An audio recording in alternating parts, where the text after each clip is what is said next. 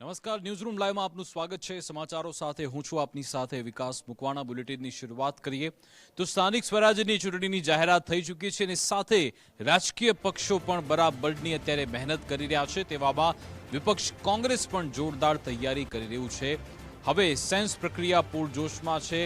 રાજકોટ કોંગ્રેસ 5 એપ્રિલથી ઉમેદવારોની જાહેરાત કરશે તેવી વિગતો આપવામાં આવી। 10 એપ્રિલ સુધી ચૂંટણી સમિતિની બેઠકો પણ મળશે। એક રણનીતિ તૈયાર કરવામાં આવશે અને પછી તબક્કાવાર તમામ નામોની જાહેરાત કરવામાં આવશે એ વિગતો આપવામાં આવી। સૌપ્રથમ તેઓ પહેલા મહાનગરપાલિકાના ઉમેદવારોના નામની જાહેરાત કરશે, ત્યારબાદ જિલ્લા અને તાલુકા પંચાયતના ઉમેદવારોની જાહેરાત કરવામાં આવશે અને સાથે સાથે આ વખતે 50% યુવાનોને પ્રાધાન્ય આપવામાં આવશે તેવું પણ કહેવામાં આવ્યું।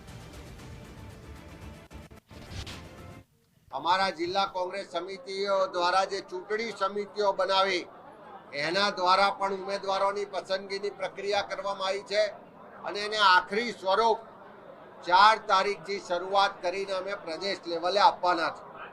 પ્રદેશ ચૂંટણી સમિતિની બેઠક 4 તારીખથી શરૂઆત કરશે।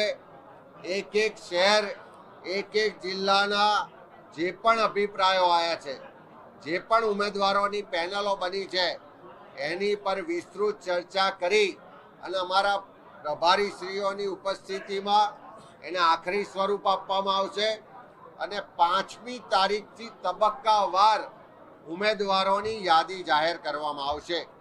સર્વપ્રથમ મહાનગરપાલિકાના ઉમેદવારોની યાદીઓથી અમે શરૂઆત કરીશું અને તબક્કાવાર આખા ગુજરાતની લગભગ જે 10,000 બેઠકો પર ચૂંટણીઓ થવાની એ તમામ બેઠકો પર ઉમેદવારોની જાહેરાત થશે।